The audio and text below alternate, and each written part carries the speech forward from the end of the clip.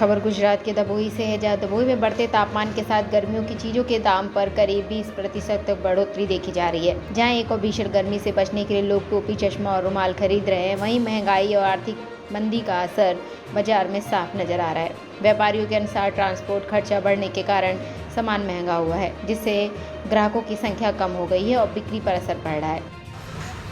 Okay અત્યારે જે ગરમી મોસમ ચાલી રહી છે એની અંદર દરેક વ્યક્તિ પોતપોતાની સેફટી માટે ટોપી અને ચશ્માનો ઉપયોગ કરી રહ્યા છે અને ગઈ વખત કરતાં ભાવમાં બી 20% વધારો છે, પણ ગઈ વખત કરતાં 20% ગ્રાહકી વધારે છે, ખાસ નથી એટલી બધી, પણ ને લેડીઝ છે એ પોતપોતાની સેફટી માટે લેડીઝ કેપ આવે છે અને સ્કાર્ફનો ઉપયોગ કરી પોતાની સેફટી માટે વાપરે છે, તાપથી બચવા માટે.